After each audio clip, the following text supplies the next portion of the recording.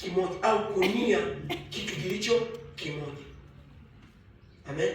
Amen. Huo ni tafsiri ndogo ya umoja, lakini unaweza ukaeleza kwa uwanda mpana, kwa namna pana sana kwa habari ya umoja. Ukiwa kazini unaujua umoja upoje, ukiwa shuleni unaujua umoja upoje, ukiwa hapa kanisani unajua tukiwa tunazungumzia umoja tunazungumzia kitu gani. Amen. Haya yalikuwa ni maombi ya Yesu wakati anakaribia kuondoka. Alisema hivi katika kile kitabu cha Yohana 17 na ule mstari wa 11. Akasema, wala mimi simo tena ulimwenguni, lakini hawa wamo ulimwenguni, nami naja kwako Baba Mtakatifu, kwa jina lako lilonipa, uwalinde hawa watu ili wawe na umoja kama sisi tulivyo. Nikiwa naangalia hili neno, nikiwa nalisoma, huwa nafika mbali, huwa natafakari vitu vingi sana, huwa nafika mbali sana tunapozungumzia umoja. Yesu akasema kwamba wawe na umoja kama sisi tulivyo. Sijui unaelewa? Nikawa natafakari vitu vingi, hata nikiwa naomba huwa natafakari sana kwa habari ya hichi kitu, kwamba Mungu amesema tuwe na umoja kama, huyu ni Yesu anasema wawe na umoja kama sisi tulivyo. Wana wa Mungu, kanisa bila umoja, hilo si kanisa tena. Mahali popote pale pasipokuwa na umoja, lazima vurugu zitokee. Vita ndani ya nchi inatokea kwa kukosa umoja.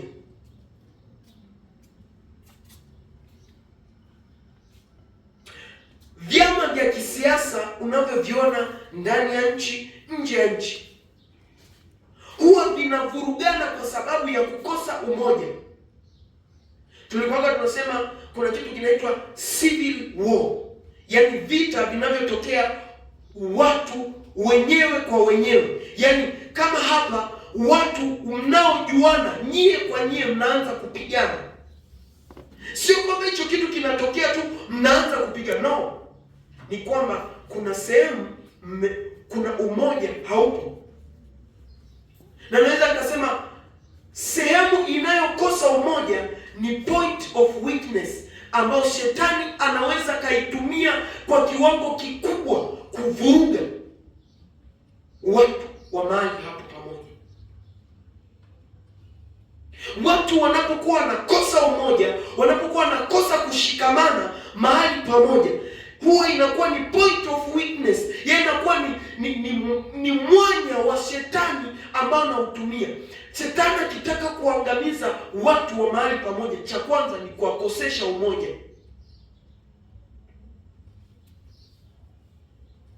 Anaweka different perspectives ndani ya watu, anaweka mawazo tofauti ndani ya watu, kwamba mtu akisema hivi mwingine anatafakari hivi, mwingine anatafsiri hivi, mwingine anatafsiri hivi, mwingine baadaye wanakuja kusambaratika. Hata tukija kwenye makanisa tu haya ambayo tunaabudu, idara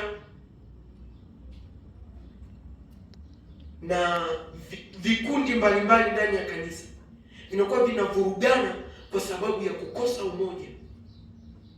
Na ndio maana ukuta mara nyingine kanisa linazaa kanisa, yaani ndani ya kanisa kunakuwa na kanisa kwa sababu ya kukosa umoja.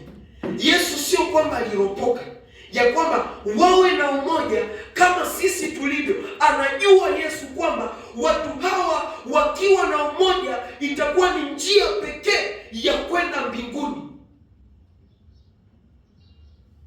Nikawa nafikiria kwamba Yesu alipokuwa anasema wawe na umoja kama sisi tulivyo, sisi watu tunasema kwamba na ndivyo ilivyoandikwa ya kwamba tunasema Mungu Baba, Mungu Mwana, Mungu Roho Mtakatifu.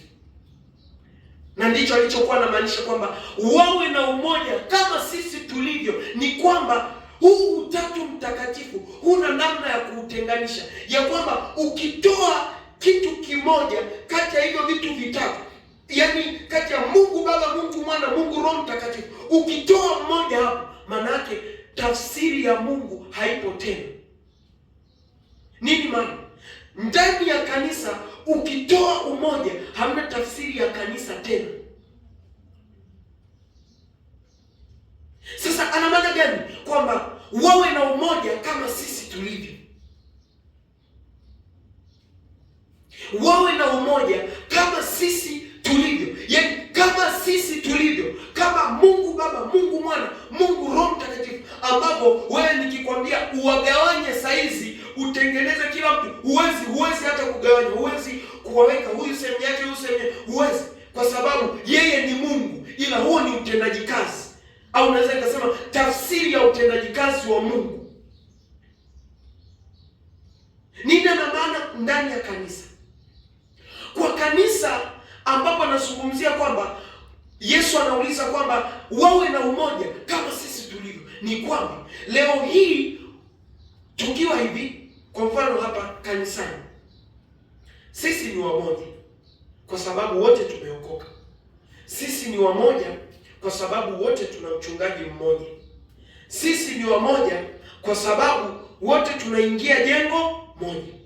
Lakini out of that, yani nje na hapa, ni kwamba mtu akinitazama mimi, basi anione mimi ni huyu, na mtu akimtazama huyu amwone huyu ni mimi, na mtu akimtazama mtu mwingine amwone yule mtu ni mimi. Akinitazama mimi aone mimi ni Esther, akimwona na Esther amwone Esther ni Neema, akimwona Neema amwone Neema ni Suzi. Ndivyo ilivyo tafsiri kwamba tuwe na umoja, ni kwamba kama sisi tulivyo, kama Mungu Baba, Mungu Mwana, Mungu Roho Mtakatifu, hauwezi kuwatenganisha, hauwezi kuwagawanisha. Ndivyo kanisa ambalo linatakiwa kuwa. Anasema wala mimi simo ulimwenguni. Maanake yeye ndiye aliyekuwa anasababisha umoja akiwa ulimwenguni hapo kwanza. Ndio aliyekuwa anawaweka watu pamoja. Alikuwa anawakusanya watu pamoja. Alikuwa anafundisha watu wawe na umoja. Lakini akasema kwa kuwa mimi sipo tena ulimwenguni, nakuja. Akasema hivi: Baba Mtakatifu, kwa jina lako ulilonipa, uwalinde hawa watu ili wawe na umoja kama sisi tulivyo. Amen. Amen. Kwa hiyo Mungu anachokitaka ndani ya kanisa tuwe na umoja. Ili twende mbinguni, lazima tuwe na umoja. Lazima tuwe kitu kimoja. Haleluya. Amen. Tusome kile kitabu cha Wakorinto. Tutasoma kwanzia ile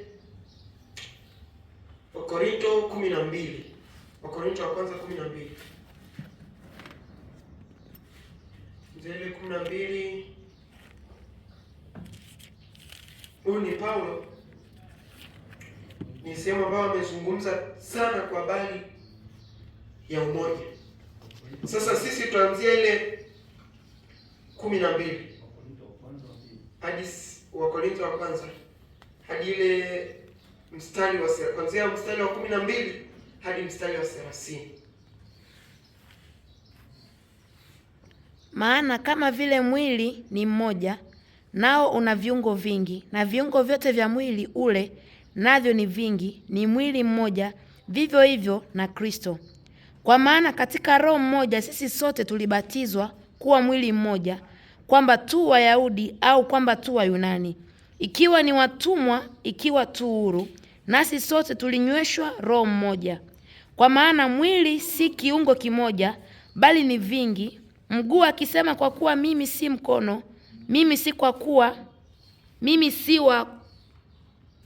si wa mwili, je, si wa mwili kwa sababu hiyo?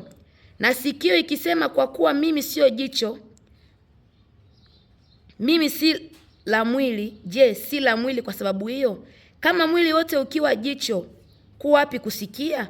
Kama wote ni sikio, ku wapi kunusa? Bali Mungu amevitia viungo kila kimoja katika mwili kama alivyotaka. Lakini kama vyote vingekuwa kiungo kimoja, mwili ungekuwa wapi? Lakini sasa viungo ni vingi, ila mwili ni mmoja. Na jicho haliwezi kuambia mkono, sina haja na wewe, wala tena kichwa hakiwezi kuambia mguu, sina haja nanyi. Bali zaidi sana vile viungo vya mwili vizaniwavyo kuwa vinyonge zaidi, vyahitajiwa zaidi. Na vile viungo vya mwili vizaniwavyo kuwa havina heshima, viungo vile twavipa heshima zaidi. Na viungo vyetu visivyo na uzuri vina uzuri zaidi sana. Asante, naomba uishie hapo afu then utakuja kuendelea. Naomba uishie hapo afu utakuja kuendelea kusoma. Amen. Wakati nasoma mimi ni sociologist, amen. Amen. Ndicho ninachosoma. Mimi nasoma social science.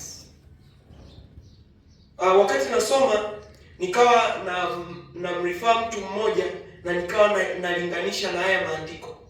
Anaitwa Emil Durkheim. Yeye anasema kwamba yeye anaelezea kwa habari ya society. Akasema society is like human analogy that have different parts, and that parts are interrelated and interconnected. Nini anamaanisha? Ni kwamba jamii ni kama mwili wa binadamu, ambapo mwili wa binadamu unakuwa na viungo, na hivyo viungo vinategemeana.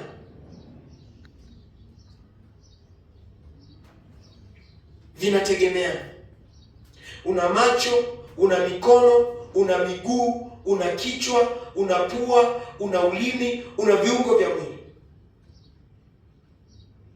Huyu jamaa anasema kwamba jamii ni kama mwili wa binadamu ambao una viungo vingi, ambapo hivyo viungo vinategemeana. Ni kwamba kisipokuwepo kiungo kimoja, kuna kitu fulani, kuna function haiwezi kufanyika. Yaani kuna kitu hakiwezi kufanyika kama kitu kimoja ndani ya mwili wa binadamu hakitakuwepo. Alikuwa na maana kwamba mwili wa binadamu, viungo vya mwili wa binadamu havina mbadala wa kiungo kingine, ya kwamba jicho haliwezi kufanya kazi ya mkono na mkono hauwezi kufanya kazi ya jicho. Nikiwa chuo nimepata pia neema ya kuwafundisha wanafunzi wenzangu. Nikiwa nawafundisha huwa nawaambia hivi, huyu jamaa anapoelezea huwa napenda kutolea mfano mmoja. Nikasema kwa mfano, ukiwa umeona hela ile pale imedondoka, macho yameona, lakini miguu inatakiwa iende. Ikishaifikia ile hela, mikono inatakiwa iokote. Sijui unaelewa hapo? Amen. Kama umeona kitu kile pale, kama hauna macho, cha kwanza hautakiona. Na hata kama una macho, hauna mikono, unaweza ukaenda ila usiweze kukiokota. Unaweza ukawa na macho na mikono, lakini usiweze kwenda kukiokota au kukishika.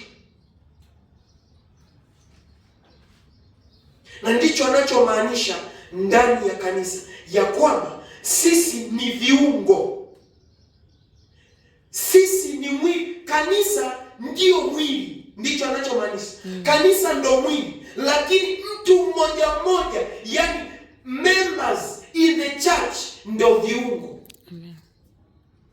Ya kwamba wewe hapo ulipo unaweza ukawa pua, Wewe hapo ulipo unaweza ukawa mkono, wewe hapo ulipo unaweza ukawa jicho, na ni kwamba hakuna kiungo kitakachojisifia ya kwamba mimi natenda kazi kuliko kiungo fulani, kwamba mimi mkono nitakuwa bora sana kuliko macho, na macho nayo atasema wewe ungekuwa unashikaje vitu kama mimi sikuoneshi. Miguu ikisema mimi ni bora sana kuliko macho, macho atamwambia unapoenda Semtema, nani huwa anakuonesha direction ya kwenda Semtema? Hicho ndicho anamaanisha, ni kwamba mtu mmoja mmoja ndani ya kanisa ni viungo. Hapa tunazungumzia kwa habari ya umoja, ni kwamba mwili huu kama unavyoniona mimi hapa, nina mikono hii, mikono nikiiweka kule, miguu nikaiweka kule, macho nikaweka kule, huo sio mwili tena. Na maanisha nini?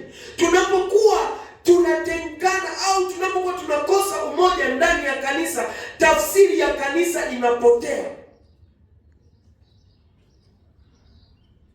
Kwa tafsiri ya mwili ni kwamba lazima uwe na viungo vyote, lazima uwe na viungo vya mwili. Don't think about disabilities, kwamba mtu anakuwa na disabilities hana mikono. Achana na hiyo, don't think about that, but think about human body, kwamba mwili wa binadamu huu hapa una perform different activities, una perform kazi mbalimbali kwa sababu unashirikiana. Mikono inashika, miguu inatembea, macho yanaona, hivyo.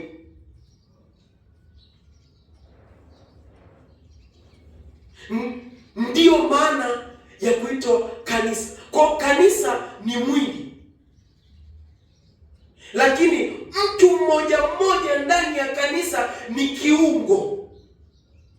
Kwa hiyo wewe hapo ndani ya kanisa ni kiungo, na mwili wa binadamu hauna viungo. Kwa mfano, kuna mikono miwili, ujikuta eti mtu ana mikono minne, eti ana mikono miwili. No, ana mikono miwili ambayo inatenda kazi yake kulingana na hiyo mikono miwili, kulingana na uwezo wake. Bwana Yesu asifiwe sana. Amen. Haleluya. Amen. Sijui tunaelewana? Amen. Habari ya umoja ndani ya kanisa. Hii mistari akawa anaelezea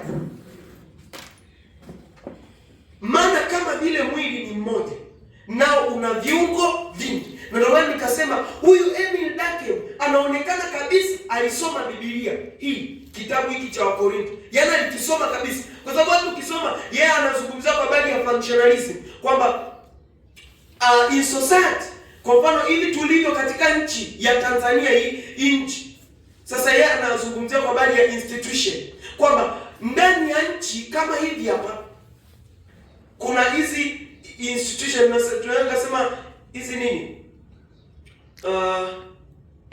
institution, taasisi. Kupo na taasisi mbalimbali ambazo hizo taasisi zinategemeana,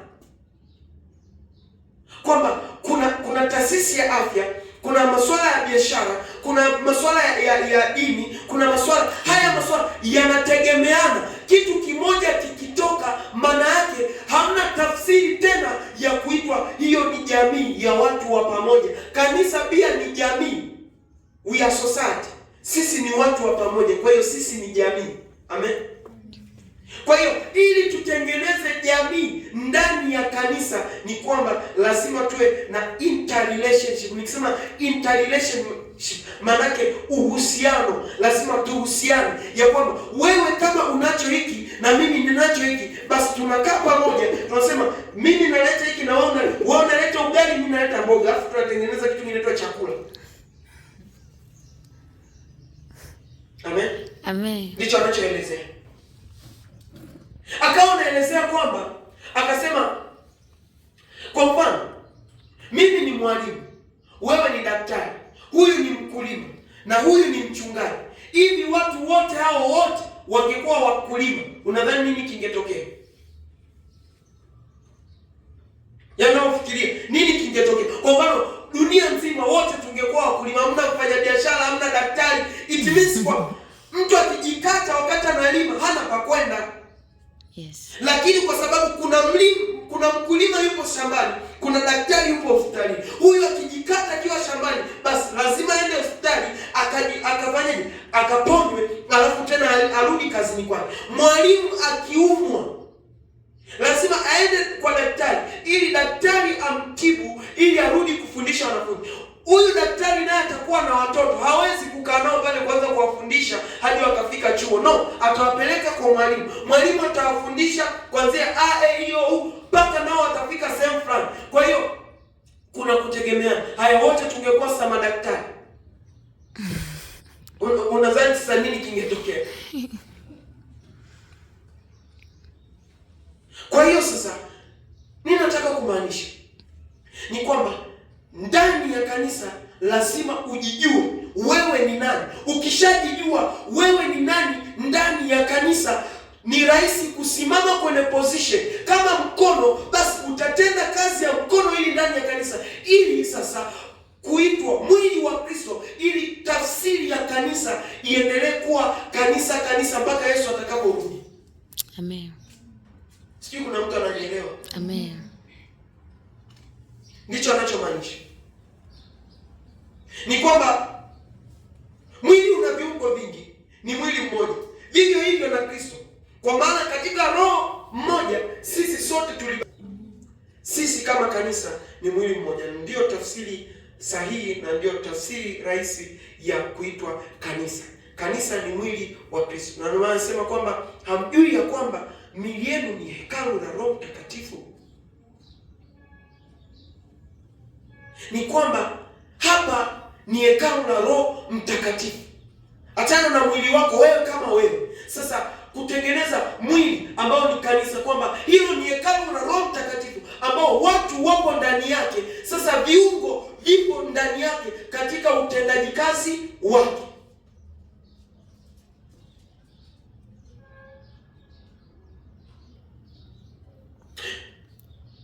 Nimetangulia kusema kwamba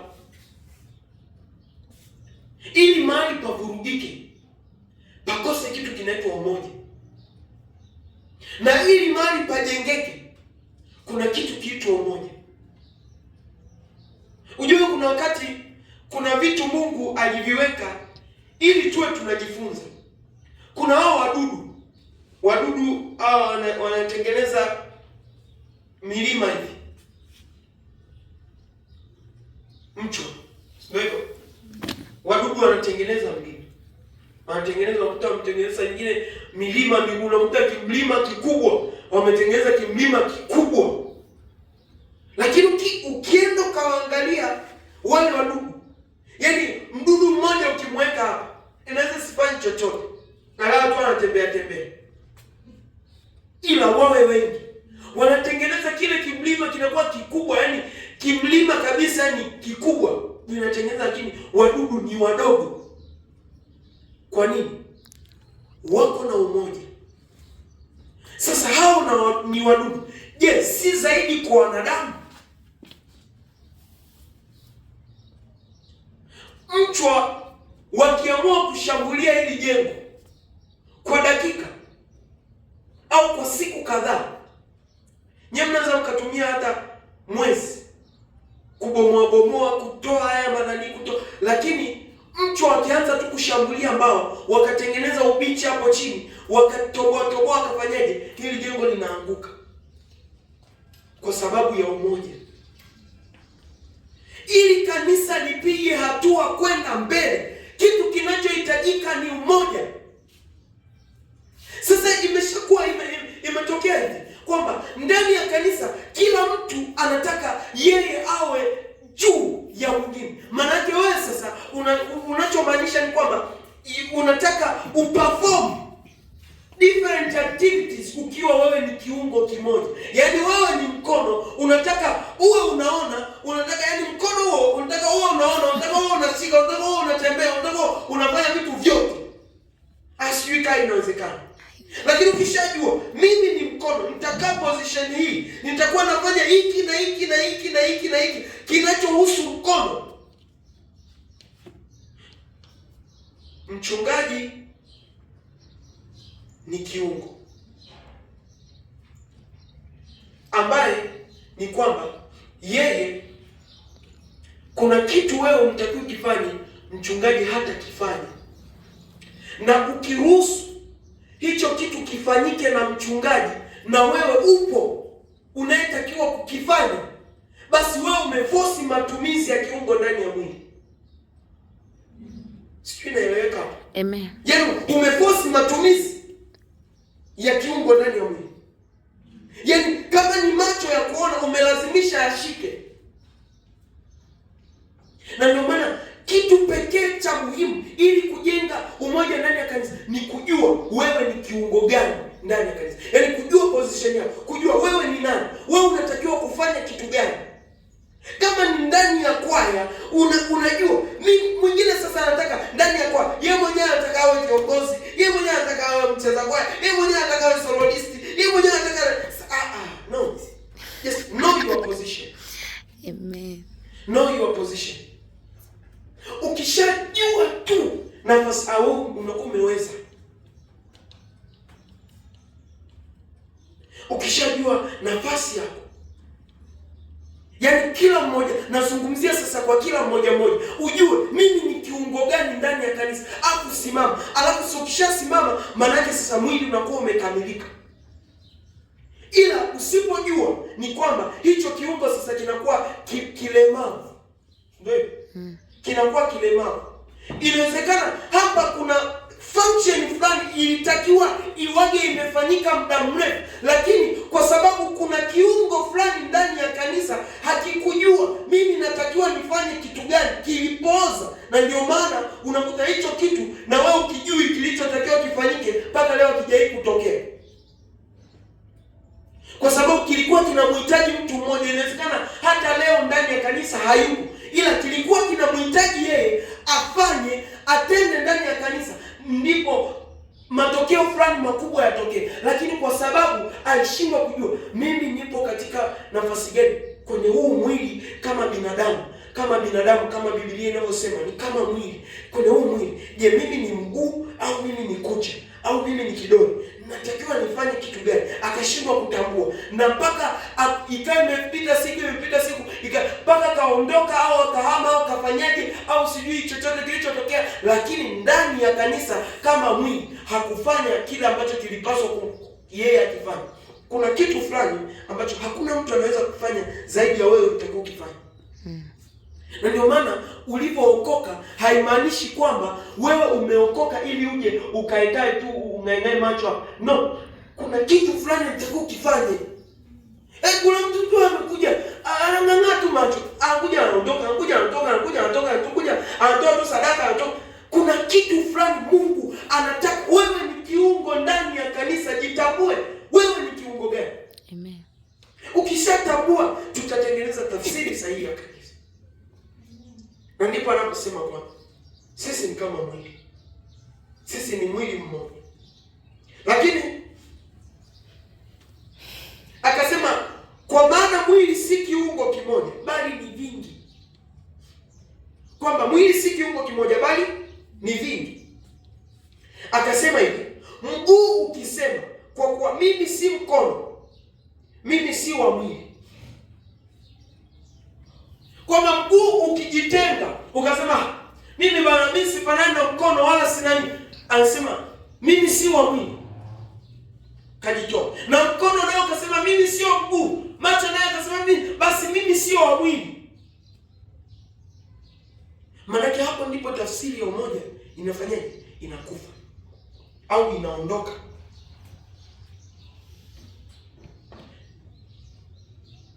Anaendelea pale anasema, na sikio likisema kwa kuwa mimi si jicho, mimi si wa mwili, je, si la mwili kwa sababu hiyo? Kama mwili wote ukiwa jicho, kuwapi kusikia? Kama mwili wote ukiwa jicho, kutakuwa wapi kusikia? Yaani kama wote tukiwa kiungo kimoja. Na ndio maana pale mwanzo nikasema wote tukiwa wakulima Tanzania. Na ndio maana usimlaumu mtu eti yule sio mkulima, ni mvivu. Hapana, hiyo sio kazi yake. Yaani unilazimisha mimi niwe mkulima ili, hapana. Mimi sio position yangu kulima. Mimi position yangu ni kuplay role fulani ili wewe na ukulima wako uendelee. Sasa mimi nasema yani yule daktari halimi. Kwa nini halimi? Yeye yuko busy kukutibu. Wewe unaye elimu, ukijikata uende, ukiumwa ukatibiwa urudi shambani. Amen. Amen. Kwa hiyo ndio tafsiri ya umoja. Kwa hiyo sasa kama kanisa au mwili mzima ukiwa ni jicho, kusikia kutakuwa wapi? Kwa ndani ya kanisa lazima kuwe na sikio ambalo linasikia. Ndani ya kanisa lazima kuwe kuna jicho ambalo linaona. Ndani ya kanisa inatakiwa kuwe na mikono ambayo inagusa na kushika. Ndani ya kanisa inatakiwa kuwe na miguu ambayo inatembea. Ndani ya kanisa inatakiwa kuwe na ulimi ambao unaonja. Ndani ya kanisa lazima kuwe na viungo vya mwili ndani ya kanisa ambao tunatengeneza mwili mmoja ambao ndilo kanisa. Amen. Amen. Lakini anaendelea kusema kama mwili hapa, anaendelea kusema bali Mungu amevitia viungo kila kimoja katika mwili kama alivyotaka. Kwa hiyo ukiwa umeitwa ndani ya kanisa, umeokoka, siku ya kwanza tu unaingia kanisani, Mungu anakuwa amekuchagua pale ambapo anataka. Na ndio maana usikae kanisani ukiwa useless, unapoteza umoja ndani ya kanisa. Yaani wewe unakuwa hauna umoja, unayebomoa umoja kama haufunction ndani ya kanisa. Yaani unaingia na kutoka. Wewe ndio wa kwanza kuvuruga umoja. Na Yesu akija, yaani kwa hiyo ndani ya kanisa lazima ujue position yako. Usipojua position yako, ujue kabisa ya kwamba mimi navuruga umoja. Kwa sababu umoja unakuja kwa function, functionalism, kwamba functions of parts, kwamba wewe kama ni mkono unashirikiana na mguu, unashirikiana na macho. Huo ndio umoja. Sasa hakuna umoja mwingine zaidi ya huo. Ni kwamba kule interrelationship, kutegemeana au kufanya kazi, na wote mnatengeneza kitu ambacho kitakuwa ni kimoja.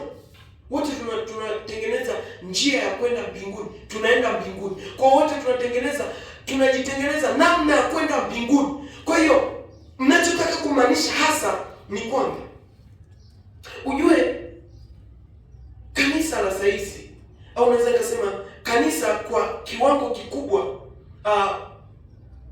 kumekuwa tu na mashindano.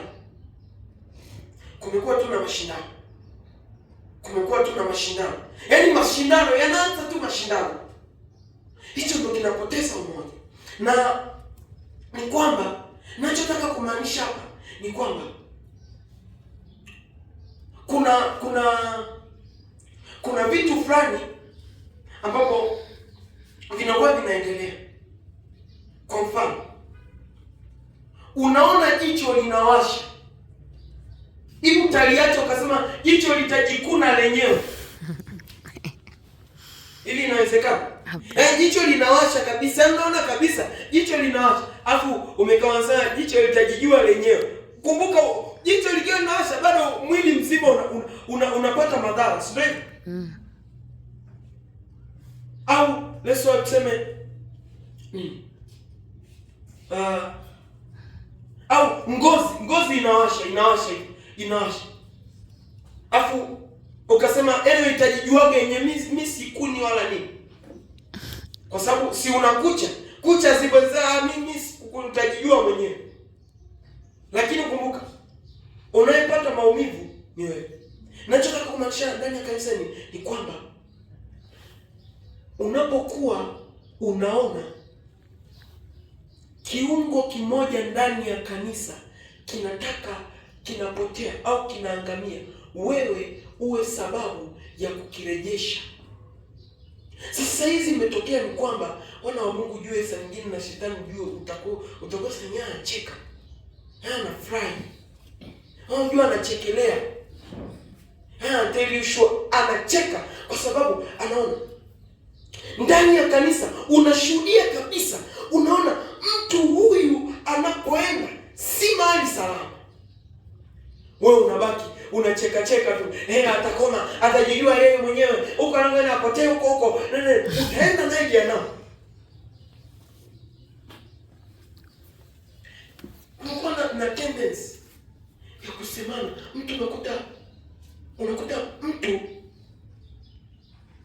inaweza ikawa bahati mbaya au nini, unakuta anapitia nyakati fulani ambazo unajua hapa anapopitia anaweza kaangukia kwenye dhambi.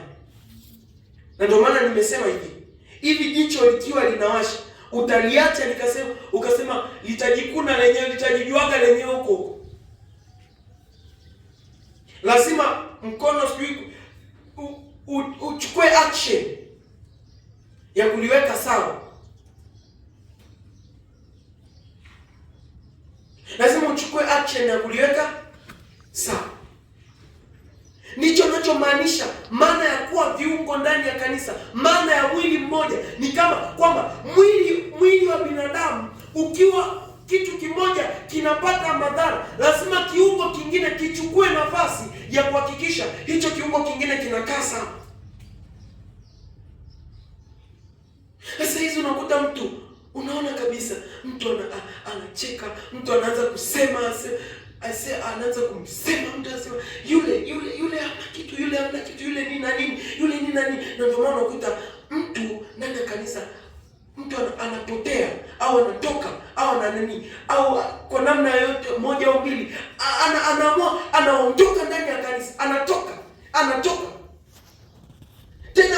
Mwingine yule ana kiburi, yule anaondoka, ameamua kukimbia sijui nini na nini. No, angalia uliplay nafasi gani kuhakikisha unamweka katika mstari ulio sahihi. Amen. Wewe kama kiungo, na ukiendelea hivyo, I tell you sure, utaenda motoni. Usipojua nafasi yako ndani ya kanisa, unaweza kaenda, kwa sababu utaona mimi kama ni mkono siwezi kufanya chochote juu ya jicho.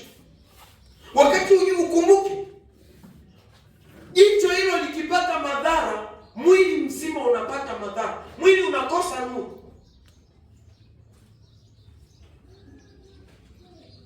Tumepoteza watu wa muhimu. Inaweza ikawa ndani ya kanisa, inaweza ikawa ndani ya maisha yetu, inaweza ikawa kwenye taasisi tulizopo. Tumepoteza watu wa muhimu kwa sababu ya kutokujua nafasi zetu ni zipi, kwamba mimi nilitakiwa nifanye nini ili huyu mtu au hichi kiungo ambacho kinautengeneza mwili wa Kristo kiendelee kufanya kazi. Lakini kinachobaki cha kuhuzunisha sana, vitu vya huzuni. Unakuta ndani ya kanisa watu wanasemana, watu wanasengenyana, watu hawana upendo, watu wanani mtu hivi na hivi. Nijifunza kitu fulani nikiwa chuo. At the best, ujue tunapokuwa unapoenda mahali watu tumetofautiana. Kuna mtu yule akifika tu mahali anapata rafiki, sio hivyo? Ukifika tu mahali unapata rafiki. Mwingine ukifika unaweza kukaa hata mwaka mzima usiwe na rafiki, afu baadaye ndio ukaja kuwa na rafiki. Hiyo huwa inategemeana kulingana na mtu mwenyewe alivyo. Sasa mimi nikawaga naona watu fulani, vikundi vya dini wanachukuana ile muda wa jioni wa kula dina, si ndio hivyo? Wanachukuana ile dina au lunch, wanaenda cafe pamoja, wanakaa kama fellowship, wanakaa pamoja, wanaanza kula. Kile kitu mimi nilikuwa nakipenda, japo sio kama wameokoka kama sisi, no, lakini ukiangalia sisi nasema ukweli kwa sababu vitu nimeona. Ukiangalia sisi wanakasfed, tukishatoka hivi kila mtu anaenda sehemu yake, kila mtu. Lakini wale watu nikaona they care. Mtu akiwa hana hela siku hiyo, wanaitana sehemu moja, wanakula. Maana wewe kama una pesa, huyu mwenzako lazima ale. lazima mshiriki, mnakula. But sisi, when you have nothing in your pocket, you call somebody, hello rafiki yangu, sina nini, anakupotezea, ana ignore. Achana na kwamba hana, ila kuna ile namna ambao watu unakuta wanakaa pamoja, yaani wanakaa, kile kitendo tu cha kukaa pamoja hapo wanakula pamoja, mimi kile kitu kilikuwa ni inspire, yaani kuna vitu vingi nafikiria, nikasema hivi kama hata kanisa tukiwa namna kama hii hivi sijui bwana, tungekuwa namna fulani nzuri sana. Just imagine kama hapa kanisani tukiwa tunajua leo mtu fulani, kwa mfano mimi sasa ni kiungo, najua kabisa leo rafiki yangu fulani, nafikiri kabisa mazingira yake na nini, hana chakula. Kumbuka hicho ni kiungo, kikikosa chakula, kikiwa kina njaa, kitatoka hapa kwenda kutafuta huko, kitajitoa kwenye mwili, kitaanza kupambana.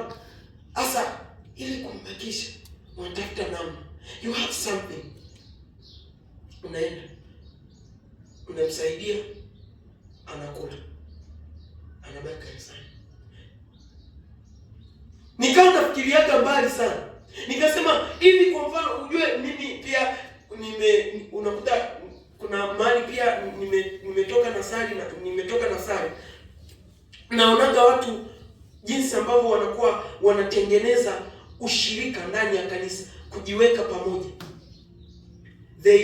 Wanachagua siku moja kama Jumapili moja, wanaenda tu sehemu fulani, they are out of the church, wanatoka out kama kanisa. Inaweza kawa Jumamosi, wanatoka out kama kanisa, wanatoka out, wanaenda huko, wanafurahi, wanashirikishana, wanakula, wanakunywa pamoja, wanafurahi hivyo. Wakisharudi, kile kitu jue kinakaa ndani mwa mtu, anaanza kufikiria hivi vile na nini.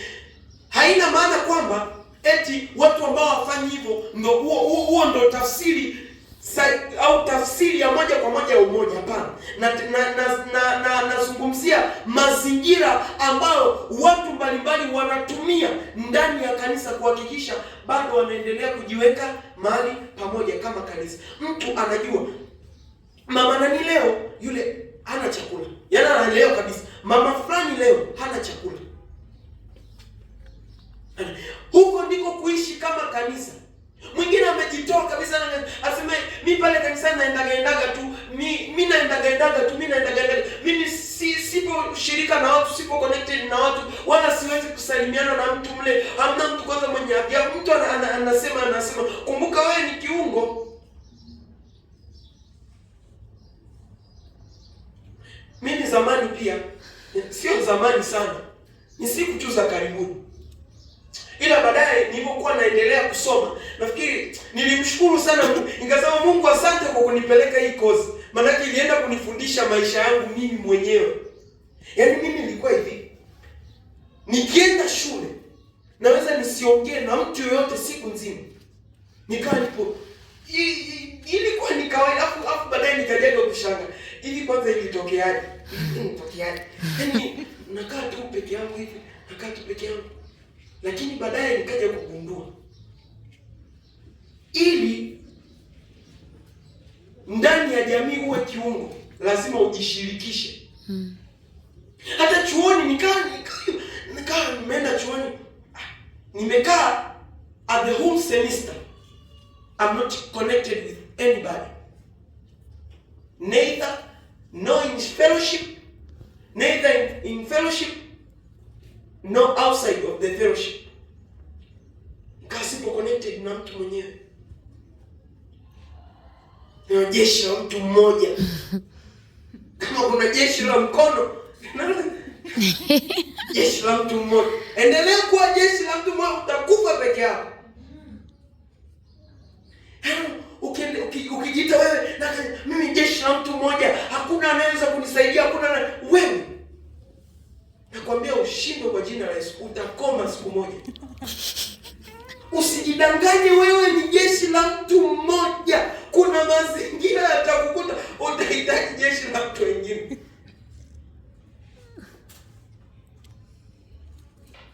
Na ndio maana unakuta kanisa, mtu akifiwa wanatangaza, jamani twende msibani. Mwingine hujai hata kwenda. Upo, lakini kitangazo wewe upo tu umetulia. Jamani mtu fulani anaumwa. Upo busy na shughuli zako tu. Ni bwana mimi mtafutaji bwana utatafuta.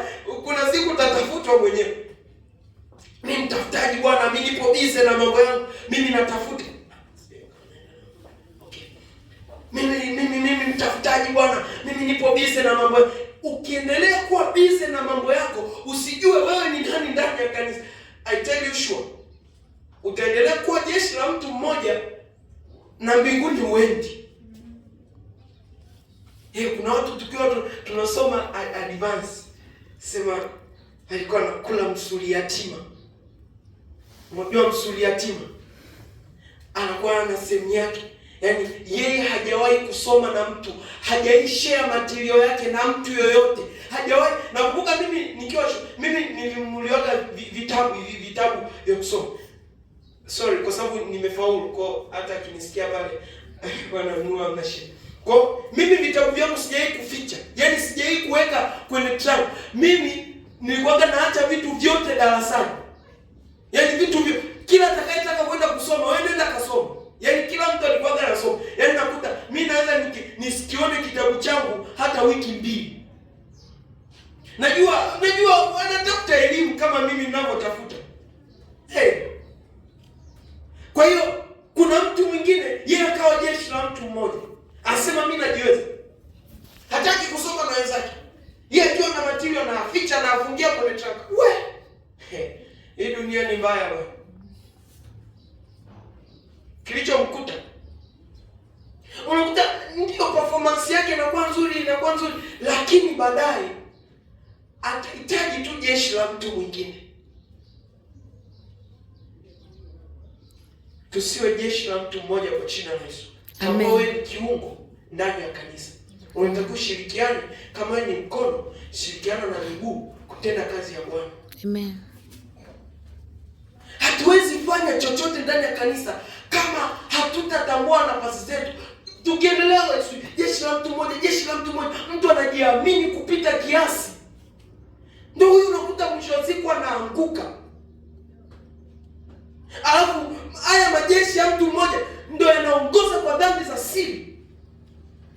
Haya majeshi ya mtu mmoja, yaani ndani ya kanisa, kama wewe umejitenga, upo mbali ya kanisa, hawa ndio unakuta naongoza kwa madhambi ya siri. Unakuta huko ni mchafu, lakini akija yeye ni jeshi la mtu mmoja.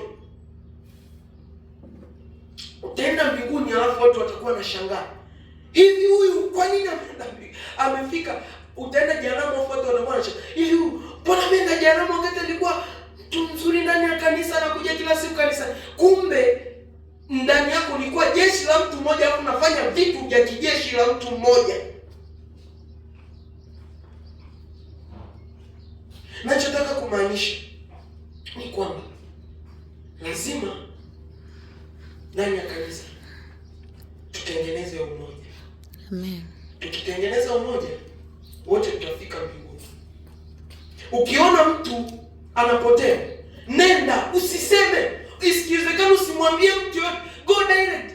Ukimwona Isaya hapa, mbona Isaya leki? Njoo nifuate. Sema, hey brother, mimi sikuelewi saa hizi. Mimi sikuelewi. Kwa nini nafanya hivi?